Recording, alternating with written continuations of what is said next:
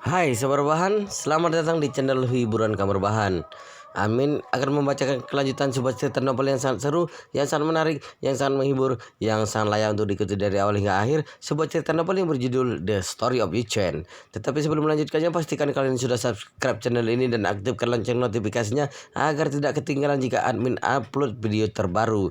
Jika kalian menyukai cerita seperti ini, jangan lupa like. Jika berkenan, share juga ke teman-teman lainnya agar teman-teman lainnya juga mendapatkan informasi dan hiburan di channel ini. Baik, kita lanjutkan di part ke 478 bertepatan dengan bab ke 2304. 30 tahun sudah berlalu. Yi Changjing hanya meninggalkannya dengan kenangan yang tidak terhapuskan dan beberapa lembar foto lama. Jangankan berusaha melakukan sesuatu untuk menghibur dirinya sendiri agar tidak merasa sedih setelah ditinggalkan olehnya, bahkan untuk pergi ke makam Yi Changying untuk mendoakannya saja dia tidak sanggup.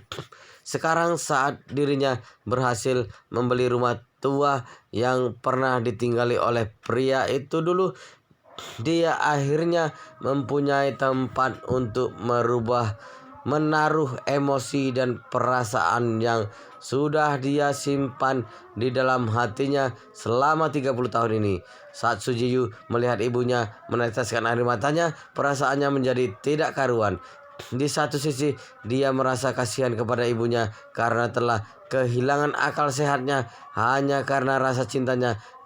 Tetapi di sisi lain, dia juga bisa memahami perasaan ayahnya selama bertahun-tahun ini. Namun begitu kembali teringat dengan fakta bahwa ayahnya sudah lama mengalami gangguan fisik dan juga mempunyai anak haram yang usianya hanya 1 tahun lebih muda darinya, dia langsung merasa bahwa ayahnya itu tidak pantas untuk mendapatkan simpati darinya. Detik berikutnya, dia langsung kembali teringat dengan betapa dermawannya dirinya saat melihat ibunya yang sudah kehilangan akal sehatnya karena tergila-gila dengan seorang pria. Dia tidak bisa menahan diri untuk tidak bertanya kepada dirinya sendiri, "Sujiyu, kalau kamu tidak mempunyai sisi dermawan, apa kamu juga akan seperti ibumu yang terjebak dalam sebuah lubang dan tidak bisa keluar selamanya? Kalau benar seperti itu, kamu tidak seberuntung ibumu. Setidaknya dia masih mengenal Yi Changying dan tumbuh besar bersamanya dan begitu banyak pengalaman serupa di masa lalu. Kamu bahkan tidak tahu dirimu itu sebenarnya sedermawan apa." Saat ini di pintu belakang klub Jianbao, Yu Chen yang mengenakan masker berjalan keluar dari lorong dengan langkah cepat. Begitu dia tiba di luar, dia mendongakkan kepalanya untuk menatap ke arah langit yang sedikit mendung. Air matanya sudah ada di pelupuk matanya ketika orang tuanya meninggal ketika dia berusia 8 tahun. Beberapa tahun setelahnya, Yu Chen sama seperti Du Haiking, dia tidak mempunyai tempat untuk menaruh perasaannya terhadap kedua orang tuanya. Dia bahkan tidak lebih baik dari Du Haiking karena Du Haiking setidaknya masih mempunyai beberapa lembar foto lama, sedangkan dirinya tidak bisa mempunyai foto orang tuanya barang satu lembar pun. Setelah kedua orang tuanya mengalami kecelakaan, semua barang-barang mereka di rumah tua itu dan bahkan mayat mereka berdua pun juga langsung diterbangkan ke Yanjing dalam waktu yang sangat singkat. Yichen memasuki panti asuhan hanya dengan membawa satu potong pakaian saja. Saat itu dia hampir kehilangan semua barang yang bisa membuatnya sedih karena teringat dengan kedua orang tuanya. Sampai beberapa waktu yang lalu, sebelum Gu Yanjong membawa dirinya ke Gunung Yeling untuk berziarah ke makam kedua orang tuanya, dia bahkan tidak mengetahui di mana kedua orang tuanya itu dimakamkan. Oleh karena itu, rumah tua itu menanggung semua pikirannya tentang orang tuanya sampai beberapa menit yang lalu, Yi Chen masih bertekad untuk memenangkan rumah itu. Dia bahkan mempunyai pikiran bahwa meskipun harga rumah itu mencapai 100 juta atau bahkan ratusan juta sekalipun, dia tetap harus membelinya. Namun tepat beberapa saat yang lalu juga dia tiba-tiba memutuskan untuk mengalah dari Du Haiking. Sekarang dia tidak menyesali keputusannya itu. Dia hanya merasa sedikit sedih karena kehilangan rumah itu. Chen Jekai mengejarnya begitu melihat mata Yi Chen sudah dipenuhi dengan air mata. Hatinya terkejut setengah mati. Dia sudah mengenal Yi Chen selama bertahun-tahun, tetapi ini adalah pertama kalinya dia melihat mata pria itu dipenuhi dengan air mata. Dia tidak bisa menahan untuk tidak berkata di dalam hatinya, apakah pria itu benar-benar Master Yi yang dikagumi oleh banyak orang? Apakah pria itu benar-benar Master Yi yang mengubur 8 raja surgawi yang diperintahkan oleh keluarga Wu di Gunung Zhangbai? Apakah pria itu benar-benar Master Yi yang berjalan keluar dari longsoran salju di hadapan matahari terbit? Tepat pada saat ini, pria itu terlihat seperti seorang anak kecil yang menangis dengan tidak berdaya karena tidak bisa menemukan jalan pulang. Tepat pada saat ini, Chen Jekai ikut merasakan sakit yang dirasakan oleh tuan mudanya itu. Di sisi lain, rasa kagumnya terhadap pria itu juga menjadi lebih dalam lagi. Yi Chen sudah bukan lagi melepaskan hal sesederhana keikhlasannya. Sesuatu atau seseorang yang sangat berharga untuknya. Dia akan menanggung seluruh penyesalannya untuk dirinya sendiri dan memberikan kesempatan untuk menebus kesalahan dan untuk terlahir kembali kepada Du Haiking. Begitu terpikir hal ini, Chen Jekai tidak bisa menahan diri untuk tidak menghela napas. Dia melangkah maju, kemudian bertanya dengan suara rendah, "Tuan muda, apa Anda baik-baik saja?" "Aku baik-baik saja." Yi Chen melambaikan tangannya. Dia berusaha keras menahan air matanya agar tidak jatuh. Kemudian berkata, "Tuan Chen, tolong antar aku ke rumah tua itu selagi Bibi Du masih harus berada di sini untuk mengurus beberapa hal. Aku ingin pergi ke sana untuk melihat-lihat. Setelah rumah itu resmi menjadi milik Bibi Du, aku tidak akan bisa pergi ke sana dengan mudah." Chen Jekai langsung menjawab, "Baik tuan muda, Anda tunggu di sini sebentar. Saya akan mengambil mobil sekarang juga." Tidak butuh waktu lama lagi Chen Jekai untuk mengambil mobilnya. Ketika Yi Chen hendak menaiki mobilnya, Biyo Pugui, sang pemilik klub Zhenbao, berlari menghampirinya dengan tergesa-gesa. Kemudian bertanya, "Mas Ri, mengapa pada pergi cepat ini? Mengapa Anda pergi secepat ini?" Yi Chen menjawab dengan santai, "Tiba-tiba ada sesuatu yang harus aku urus, jadi aku harus segera pergi." Bau Pugui langsung bertanya lagi dengan cemas, "Mas Ri, apa Anda tidak puas dengan pelayanan klub Zhenbao?" Yi Chen melambaikan tangannya, "Tidak, kepergianku ini tidak ada hubungannya dengan klub Zhenbao mu ini." Setelah mendengar jawabannya, Bau Pugui langsung menghela napas lega, kemudian bertanya lagi, "Mas Ri, di antara seluruh aset yang dilelang hari ini, apakah ada aset yang menarik minat Anda? Kalau ada, Anda dapat membantu saya. Saya pasti akan membantu Anda memenangkan aset tersebut." Yi Chen menggelengkan kepalanya sambil tersenyum. "Tidak ada. Aku datang ke sini hanya untuk mencari kesenangan. Tidak usah terlalu mempedulikan aku." Setelah mengatakan ini, dia menuju ke arah mobil Rolls Royce yang ada di depannya. Kemudian berkata kepada Bau Pugui, "Aku masih ada urusan, jadi aku harus pergi. Mari kita bertemu lagi lain kali." Bau Pugui langsung mengangguk, lalu sedikit membukukan tubuhnya sambil berkata, "Baik Mas Ri, hati-hati di jalan. Kalau klub Zhenbao suatu saat nanti mengadakan pelelangan lagi, saya pasti akan menghubungi Anda terlebih dahulu." Yi Chen mengangguk. Setelah berpamitan kepada Bau Pugui, dia langsung masuk ke dalam mobil. Setelahnya, Chen Jekai langsung melajukan mobilnya untuk mengantar Yi Chen ke rumah tua yang pernah dia tinggali bersama kedua orang tuanya dulu.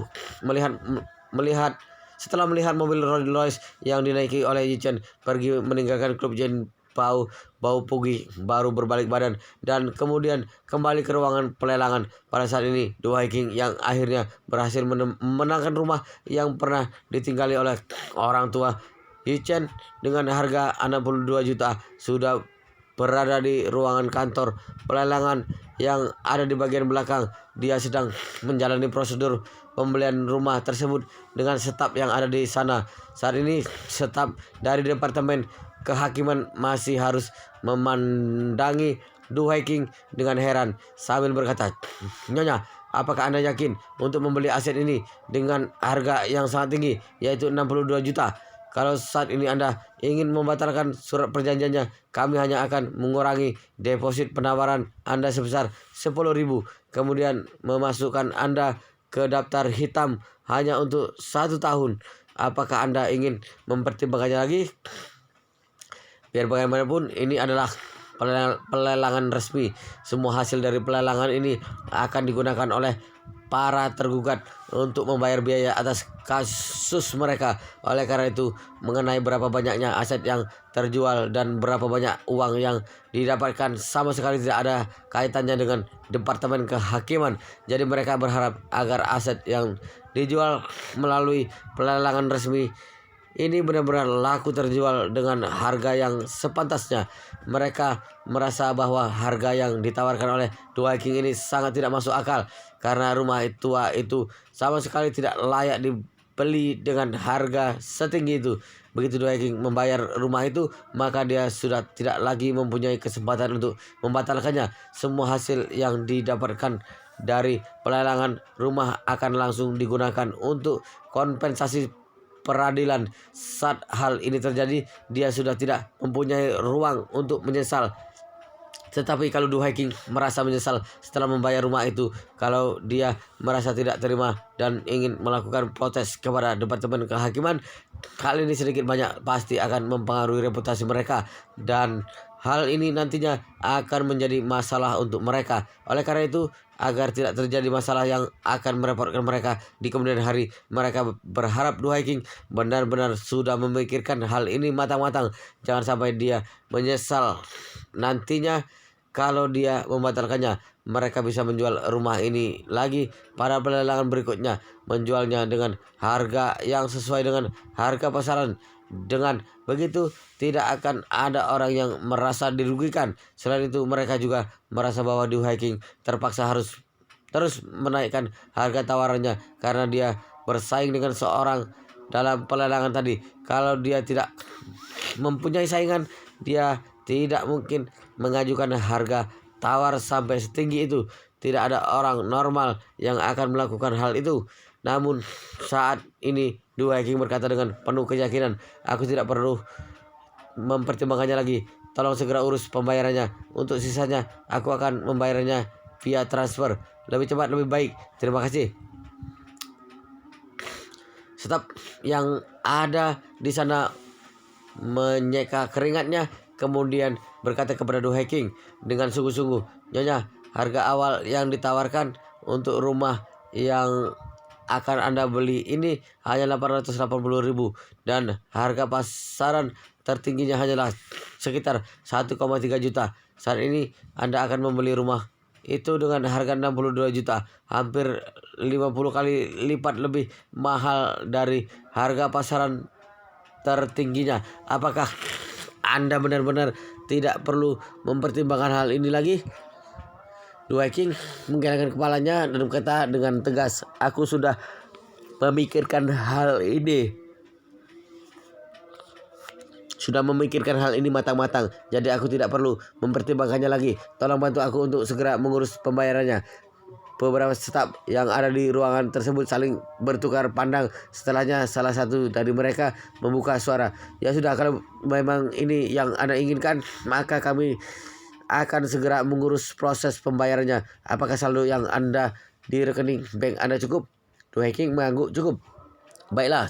Staf tersebut menyiapkan mesin pos sedang sedikit cemas. Kemudian berkata, "Nyonya, tolong Anda pastikan dulu bahwa bank yang Anda gunakan ini tidak mempunyai limit transaksi dalam satu hari, karena kebanyakan bank hanya menyediakan limit transaksi sebesar 1 juta dalam satu hari. Kalau limit transaksi kartu bank Anda ini tidak mencukupi, tolong Anda hubungi pihak bank setelah terlebih dahulu. Sujiyu yang duduk di sampingnya berkata dengan tidak sabaran, "Mengapa kalian banyak tanya sekali? Bukankah kalian hanya tinggal menggesek kartu ibuku saja? Kalau limit transaksi kartu bank ibuku tidak mencukupi, mana mungkin kami bisa menunggu untuk melakukan pembayarannya dengan santai seperti ini?" Staf tersebut berkata dengan sedikit canggung, "Maaf Nona, kami seperti ini karena sebelumnya kami belum pernah melakukan transaksi dengan jumlah yang sebesar ini. Oleh karena itu kami perlu memastikan lagi. Kami minta maaf." Setelah mengatakan ini, staf tersebut memasukkan jumlah transaksi yang harus dibayarkan pada mesin pos. Setelah memastikan bahwa jumlah benar, dia menyerahkan mesin pos tersebut ke hadapan Du Haiking lalu berkata, "Nyonya, silakan gesek kartu Anda."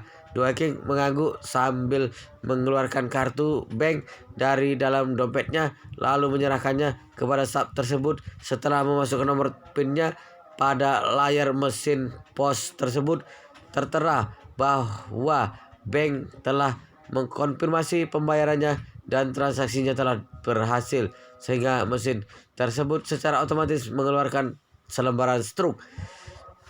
Para staf yang ada di sana benar-benar terkejut. Sepertinya orang-orang kaya benar-benar tidak menganggap serius soal uang. Mengeluarkan uang sebanyak itu sama sekali bukan apa-apa bagi mereka. Setelahnya salah seorang staf mengeluarkan 5 salinan surat perjanjian pembelian rumah, kemudian berkata kepada Du Haiking, "Nyonya, silakan Anda baca detail surat perjanjiannya terlebih dahulu. Kalau tidak ada masalah, kelima surat perjanjian ini harus Anda tanda tangani semua dan Anda harus bertanda tangan pada setiap halamannya." Du Haiking menganggukkan kepalanya.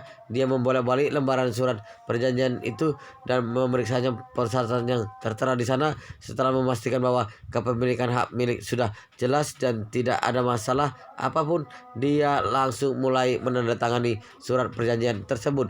Pada waktu yang sama di kediaman keluarga Su di Yanjing, Su Shoude berkata dengan kesal kepada Tuan Besar Su Sheng Peng, "Kakak ipar adalah orang yang benar-benar tidak tahu terima kasih. Dia tidak hanya pergi ke acara pelelangan itu, dia bahkan juga menawar rumah itu yang harga pasarannya tertinggi hanya sekitar 1 juta itu dengan harga 62 juta. Aku rasa tidak lama lagi hal ini akan langsung diketahui oleh semua orang di Yanjing. Saat hal itu terjadi, reputasi keluarga kita akan semakin hancur." Setelah mengatakan ini, dia berkata dengan emosi, "Sebenarnya sebesar apa rasa cinta wanita itu terhadap si brengsek Ye Changjing? Ini benar-benar tidak masuk akal." Su Cheng Peng berkata dengan wajah dingin, "Kamu tidak perlu memanggil wanita itu dengan sebutan kakak ipar. Keluarga Su tidak mempunyai menantu yang seperti itu." Su Shoude berkata lagi dengan marah, "Ayah, kalau aku mengetahui hal ini sejak awal, aku pasti akan membunuhnya saat dia dalam perjalanan menuju ke acara pelelangan itu. Dengan begitu, setidaknya kita masih bisa mempertahankan reputasi keluarga Su." Su Cheng Peng berkata dengan dingin, "Dalam hal seperti ini, kalau kita langsung turun tangan untuk menghabisi wanita itu, resikonya akan sangat besar. Kalau kita langsung membunuhnya sebelum dia menghancurkan reputasi keluarga kita, hal ini pasti akan langsung menyebar dan setelah itu keluarga kita akan menjadi objek kebencian semua orang dan kita juga akan menjadi objek kritikan seluruh masyarakat kelas atas Yanjing." Setelah mengatakan ini, Su Cheng Peng bertanya balik kepada Su Shoude, "Apa kamu lupa bahwa putri Afrika yang terkenal di seluruh dunia baru terbunuh setelah dia jatuh cinta kepada seorang pria yang tidak beragama, sedang mengandung anak dari pria itu dan sedang mempersiapkan pernikahan mereka? Tetapi meskipun begitu, dunia luar mempunyai bukti kontraknya. keluarga kerajaan menjadi objek kebencian rakyat mereka selama beberapa dekade. Kalau keluarga kerajaan membunuh sang putri hanya karena sang putri jatuh cinta kepada seorang pria yang tidak beragama, aku yakin mereka pasti sudah tenggelam dalam air liur rakyat mereka sejak lama. Saat berbicara sama di sini, Su Chengpeng menghela nafasnya sejak kemudian menampar wajahnya sendiri dengan pelan sambil berkata, kita baru bisa membunuh seseorang setelah orang itu menampar wajah kita. Kamu tidak bisa membunuh orang itu hanya karena dia memelototimu. Hal ini sama saja dengan menggali lubang untuk mengubur diri sendiri. Meskipun salah satu karakter yang ada pada nama Su Saude mempunyai arti orang yang bermoral, tetapi dia adalah orang yang sama sekali tidak bermoral. Sedangkan untuk Su Chengpeng, meskipun dia juga orang yang tidak bermoral, tapi setidaknya dia masih bisa berpikir panjang dan bertindak dengan hati-hati. Orang-orang seperti itu biasanya selalu berpura-pura menjadi orang baik dan bermoral, padahal sebenarnya merupakan orang yang sangat licik dan kejam. Tetapi yang terpenting adalah dia tidak memperlihatkan sifatnya yang sesungguhnya kepada orang lain. Selama ini yang ada di kepala Tuan Besar Su hanyalah berbagai trik kotor. Tidak tahu sudah berapa banyak kejahatan yang telah dia lakukan sampai sekarang, tetapi satu-satunya yang tidak berhasil dia lakukan adalah tindakannya terhadap Suroli waktu itu. Dalam sebagian besar tindakan yang dia lakukan, kemampuan Tuan Besar Su untuk berpura-pura sangatlah hebat. Pada saat ini Tuan Besar Su sudah menganggap Su Saude sebagai penerusnya di masa depan. Oleh karena itu, dia berkata kepadanya dengan serius, Saude, kamu harus mengetahui hal ini. Aturan untuk bertahan hidup dan rahasia yang perlu diketahui oleh masyarakat kelas atas hanya ada satu, yaitu harus mempunyai alasan yang jelas ketika hendak melakukan sesuatu. Harus mempunyai alasan yang jelas ketika hendak melakukan sesuatu. Saude bertanya lagi dengan sedikit bingung, Ayah, bisakah ayah menjelaskan secara lebih spesifik? Tuan Besar Su memberikan penjelasan kepadanya. Maksudnya adalah segala sesuatu yang kita lakukan harus mempunyai alasan yang layak dan bisa diterima.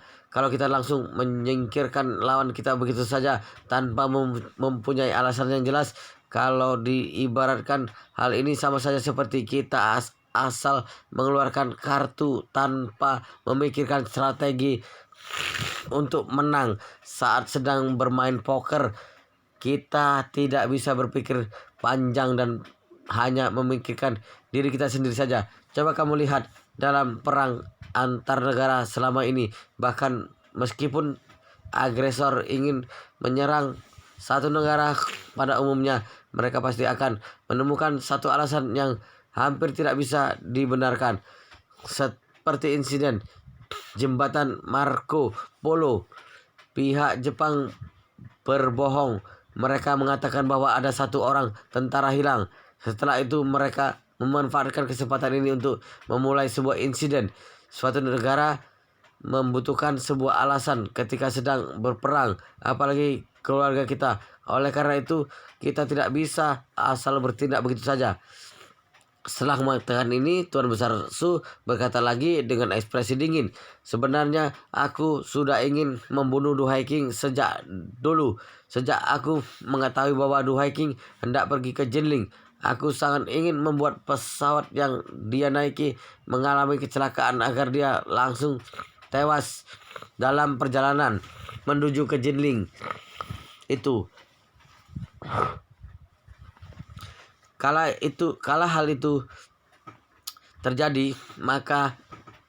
hal itu terjadi, maka semua masalah langsung terselesaikan begitu saja. Tetapi aku hanya bisa memikirkan hal itu di dalam hatiku dan tidak bisa benar-benar melakukannya.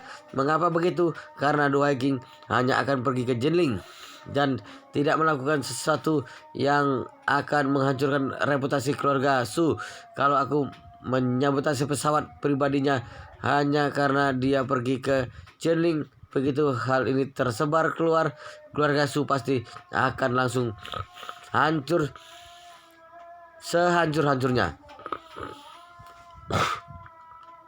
Oleh karena itu kita ingin membunuhnya, kita harus melakukan setelah dia melakukan sesuatu yang bisa menghancurkan reputasi keluarga Su. Dengan begitu kita akan mempunyai alasan yang jelas, alasan tindakan kita itu. Sekarang Du Hiking pergi ke Jinling untuk memenangkan rumah tua yang pernah ditinggali oleh Yi Changjing yang sedang dilelang.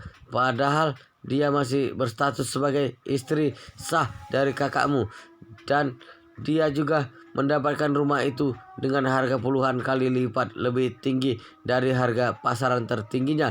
Hal ini benar-benar berdampak pada reputasi keluarga Su. Kalau kita menyingkirkan wanita itu sekarang, setidaknya kita sudah mempunyai alasan yang jelas atas tindakan kali ini.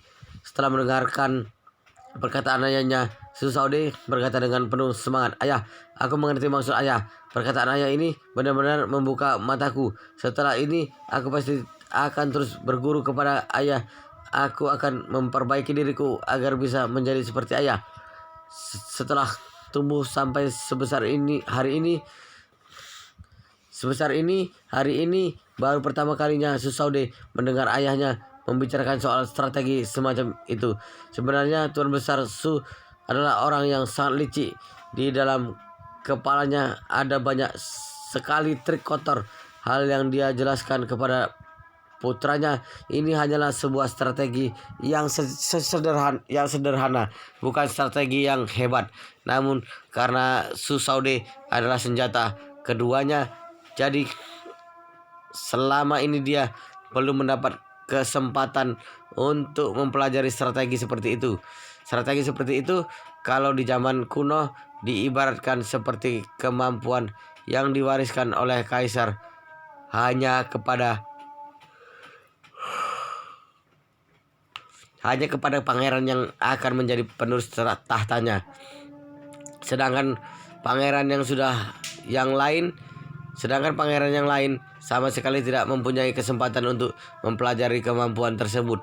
Mereka bahkan tidak mempunyai hak untuk hanya sekedar mendengarkan penjelasan mengenai kemampuan tersebut. Alasan mengapa kaisar tidak mau mengajarkan metode dan strategi kerajaan kepada pangeran yang lainnya adalah karena dia takut kalau pangeran yang lainnya akan mengancam keselamatan pangeran yang akan menjadi penerus tahtanya di masa depan. Hal ini bisa diibaratkan seperti sekte-sekte bela diri yang ada di luar sana. Sang master akan selalu mewariskan ilmu bela dirinya kepada orang yang akan menjadi master berikutnya. Dia tidak akan mewariskan ilmunya kepada anggota lainnya. Tujuannya adalah untuk memastikan bahwa kekuatan yang dimiliki oleh sang calon master penerus lebih tinggi dibandingkan yang lainnya. Dengan begitu, kedudukannya tidak akan digulingkan oleh anggota lain. Dulu Su Chengpeng setiap hari mengabdikan dirinya untuk mengajari putra sulungnya Su Shaodao. Sedangkan untuk putranya yang lainnya, dia sama sekali tidak pernah mengajarkan mereka strategi yang sebenarnya. Tapi sekarang dia sudah benar-benar menyerah terhadap putra sulungnya itu.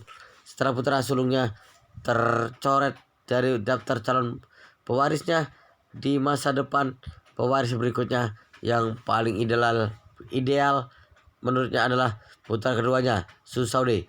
Oleh karena itu, dia berencana untuk melatih Su Saude mulai dari sekarang. Pada saat ini, dia mempunyai pemikiran di dalam hatinya, aku masih bisa hidup paling lama sampai belasan atau 20-an tahun lagi. Kalau aku melatih Su Saude mulai sekarang, maka belasan sampai 20 tahun lagi dia pasti sudah sampai untuk menjadi penerusku. Kalau begitu, dia juga tidak akan mengancam kekuasaan dan hak yang aku miliki. di keluarga Su selama belasan hingga 20 tahun ke depan. Tapi kalau aku tetap menjadikan Saudau sebagai penerusku, mungkin sekitar 5-8 tahun lagi aku sudah tidak bisa lagi mengendalikan anak itu. Kalau memikirkan itu, berbagai situasi yang terjadi sampai hari ini sepertinya bukan merupakan hal buruk.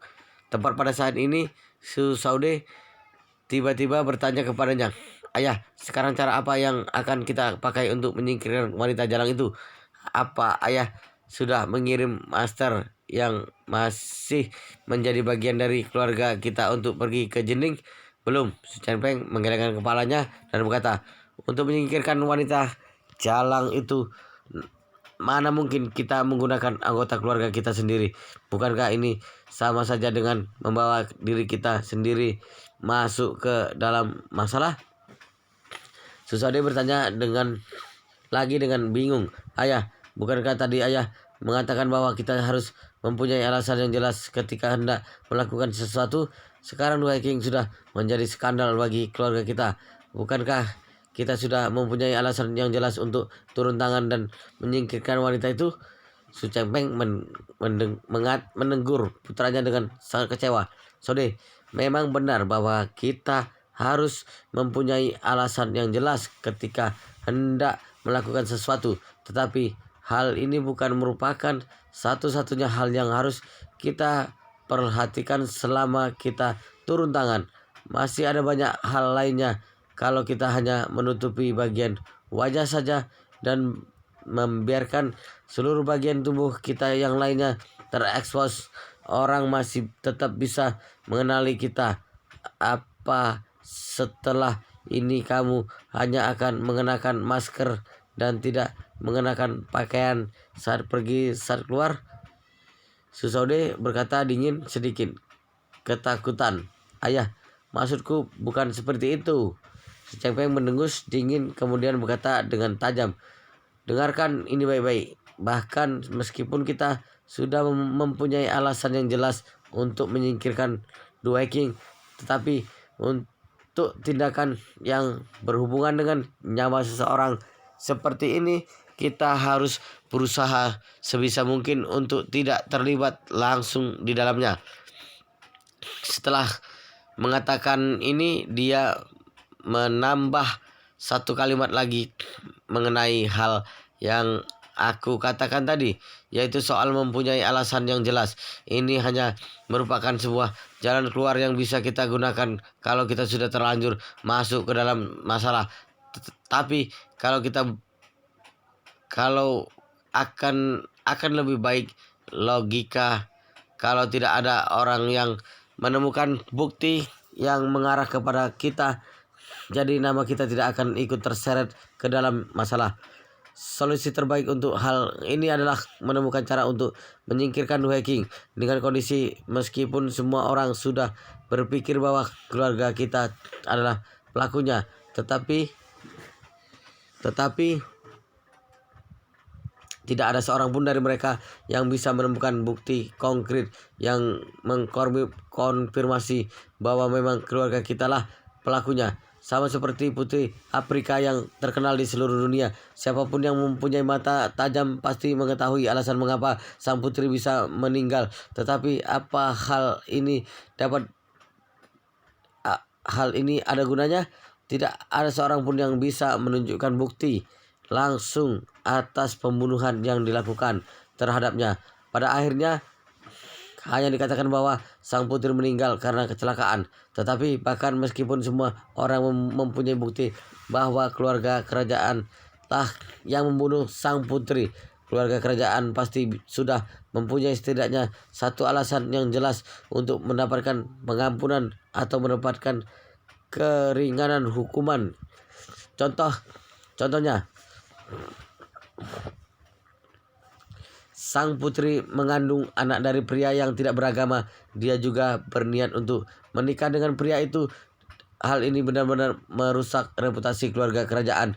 Contoh lainnya, dia sudah melahirkan seorang pangeran yang nantinya akan menjadi penerus tahta kerajaan. Tetapi begitu dia menikah dengan pria yang tidak beragama, itu dalam pernikahan keduanya dia akan melahirkan anaknya dengan pria itu yang masih ada di dalam kandungannya. Dan anak ini merupakan saudara tiri dari pangeran kerajaan. Fakta ini benar-benar menghancurkan reputasi sang pangeran.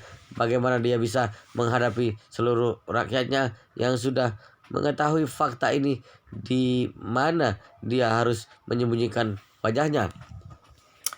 Hal ini adalah alasan jelas yang keluarga kerajaan milik sebelum turun tangan langsung untuk membunuh seorang putri, kita juga akan melakukan hal yang sama. Saat rahasia kita terbongkar, kita sudah mempunyai alasan jelas yang bisa membebaskan diri kita dari masalah. Susade buru-buru bertanya lagi, "Ayah, apa ayah punya cara untuk membuat kematian Du Haking menjadi tidak jelas dan ambigu?"